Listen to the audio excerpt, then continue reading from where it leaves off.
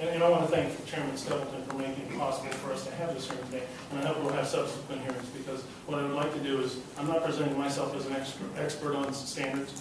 What I'm going to do is provide you with people who are experts on standards and who have a proven track record of success on standards.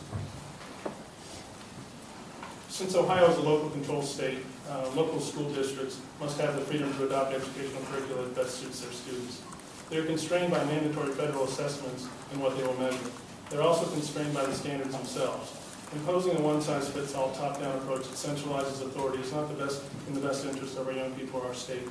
Children are not all the same, but Common Core treats them as if they are. And I did, well, we'll get to that question and answer. We have underserved our gifted and special needs students in Ohio in the past. Common Core does not improve the status quo and may in fact make it worse. We need to base our educational approach on the unique and varying talents and skills of our children and frankly our teachers. We need high standards and to hold the education system accountable to those high standards. My research indicates that Common Core falls short in this area of both the math and English language arts standards. Ohio's education system has ill-served students by dumbing down cut scores. And this is, again, something that we have talked about in the past, and why we want to have standards and why we want to have assessments to help us evaluate how we're doing. The cut score was a big issue, and I applaud the committee in the past for looking at that and addressing that. I think there's consensus that we ill-served people in the past. For example, the current standards, the standards I'm referring to for 6th grade math proficiency required nearly 40% of the questions be answered correctly to pass. To be reading proficient in 6th grade required a score of 35%. That's appalling, not acceptable. We can and must do better. What is the alternative to Common Core? That's what we must determine. The new standards are untested. However, Massachusetts, which also succumbed to the lure of federal dollars, had an impressive educational record for 13 years straight, having determined in 1993 to return to a more classical approach to education.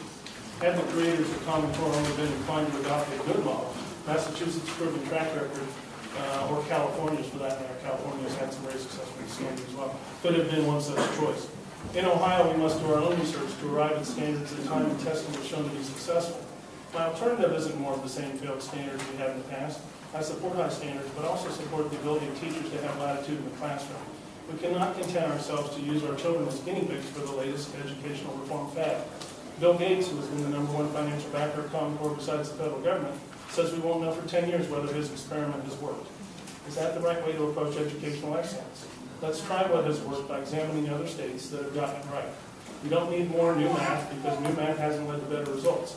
It proves confusing to parents and students alike. James Milgram, the only true mathematician on the validation committee for the math standards, says that with the Common Core standards in place, our middle school children will be 1 year behind and our high school students will be 2 years behind their international peers. And I also was informed recently that Georgia Tech University, which is one of the finest engineering schools in the nation, says that their kids, they need to be prepared to go into calculus. And under the Common Core standards, most of the students will not be prepared to enter calculus in their freshman year. They'll need remedial help. And the Common Core standards also, and this is the admission of the folks who wrote the standards, are teaching to prepare kids for a 2-year college rather than for a 4-year institution. Common Core's problems are serious and significant. I will present proponent testimony to share with you the concerns of standards experts, academicians, teachers, union leaders, parents, and others who share my concern and support House Bill 237. And I assume they will support my substitute bill as well. There are tremendous costs associated with both the implementation of Common Core and the assessments required under Race to the Top. We need to stop special interest groups in Washington and our state government from pushing an untested, substandard, highly costly educational fad on our children, parents, and teachers. I ask for your favorable support of House Bill 237 and the substitute bill. I'm glad to answer any questions the committee may have. All right, thank you.